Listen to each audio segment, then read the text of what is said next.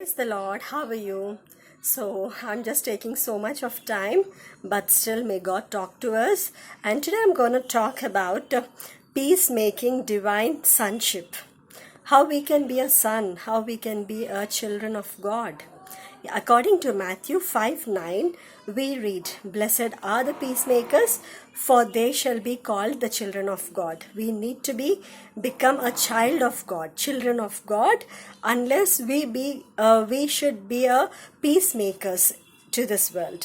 I want to talk to you all so much in the things, but I want to read for you because each and every letter is important and it really speaks to me much. So you should also do not miss it.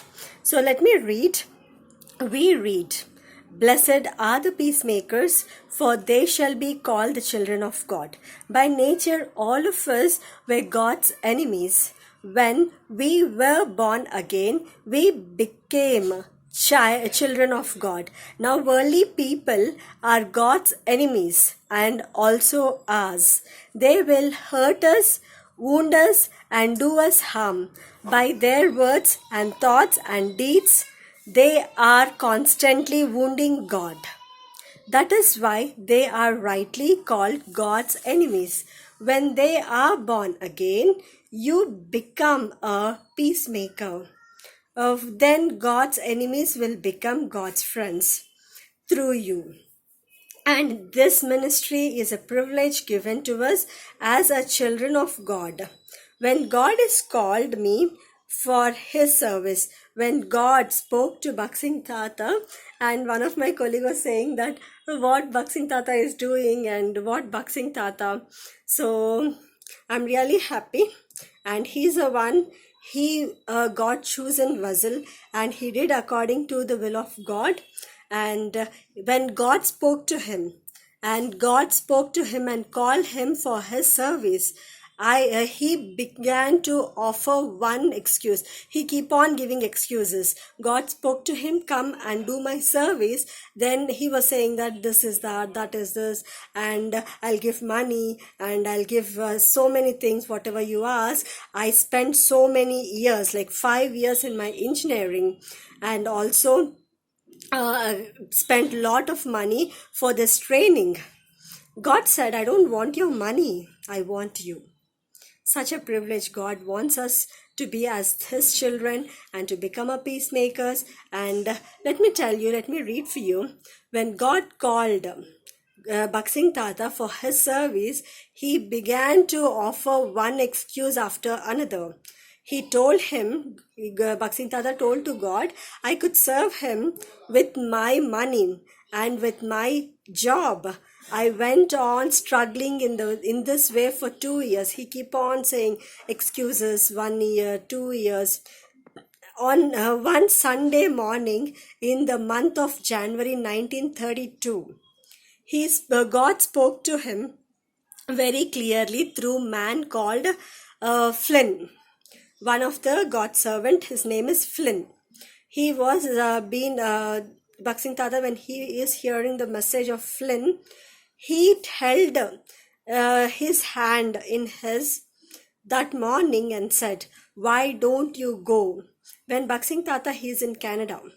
So he was talking, Flynn is talking to Baksing Tata and stated that, "Why don't you go to India and preach the gospel?" And Baksing Tata replied, "Mr. Flynn," he said, "I'm an engineer and I have spent 5 years studying engineer, and I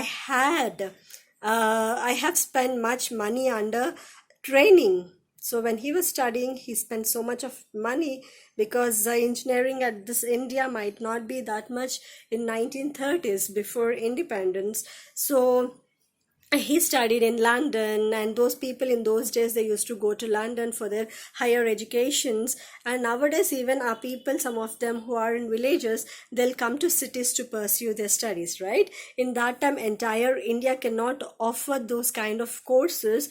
When they were very rich people used to study, and they should fly to the other, like abroad, and to study and to pursue their higher education.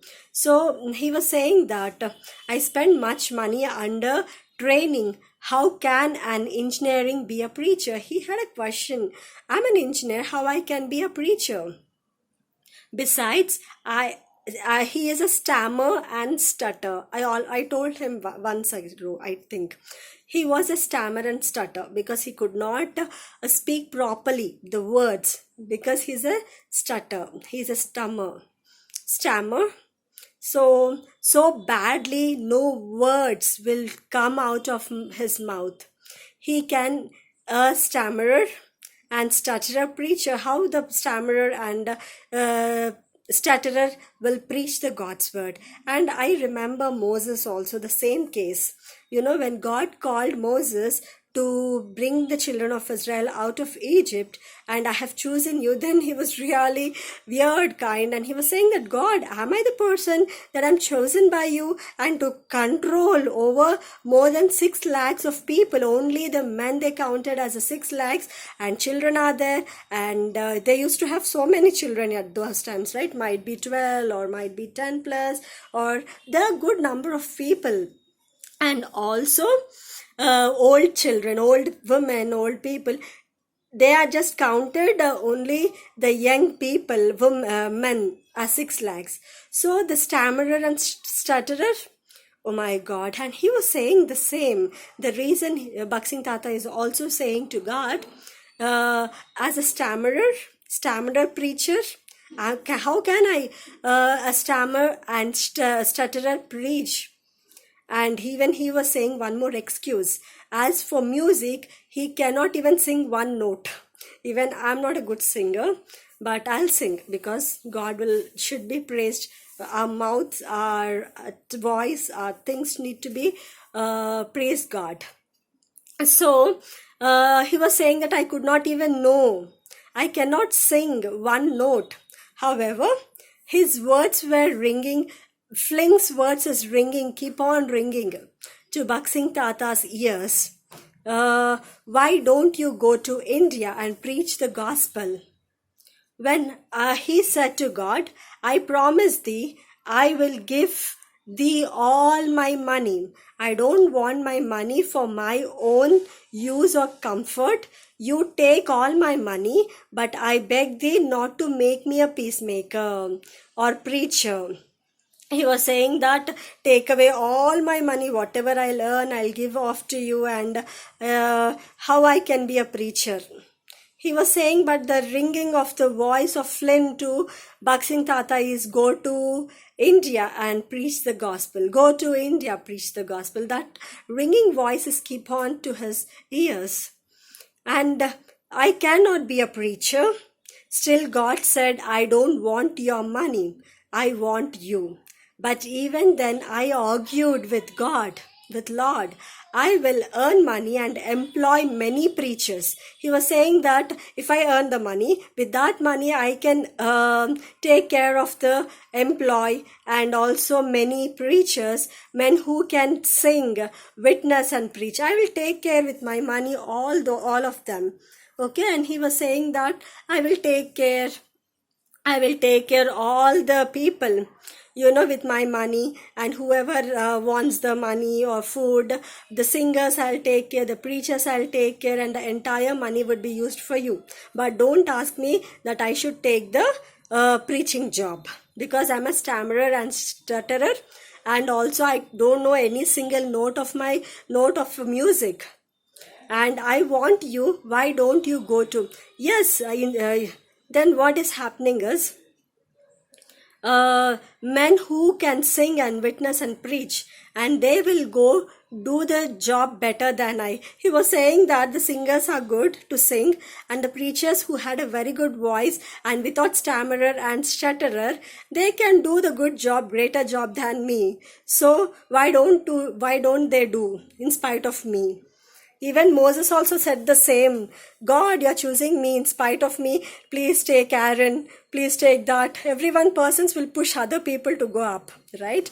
But God is saying that, will do the job better than I. As an engineer, I can earn money and give it for thy service. Yet, God, instead, I don't want your money. I want you. Why don't you go to India and preach the gospel? I thank God. At last, I yielded in April 1932. I said to him, today I yield my life to thee. He was surrendered himself and he said that I want to yield my life to thee. So in the month of January, Flint spoke to him in the morning on Sunday. January, February, March, April, then April month he decided, Bhakt Tata decided that he want to surrender, yield his life to God. I give you everything and I want no reservation. You can send me anywhere and keep me anywhere for my length of time. He was saying that, okay, I'm fine. Wherever you want me to go, I'll go. And wherever you want me to send an entire life of my, length of my time of my life, I will spend for you. So I give himself. Look, Bhakt Tata gave his life to God. The Lord replied, I accept you for my service. 3 conditions. God is giving 3 conditions, to Bhakt Tata, that you must be.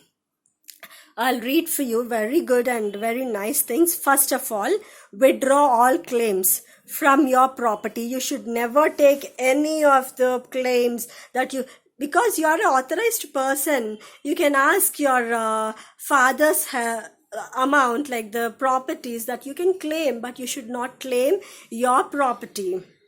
And don't tell any human being by letter or hint or suggestion about your material needs. You should never say either on call or in letters or anything by the sign at least that he is in need, material need. It should never be the material need that you have to inform.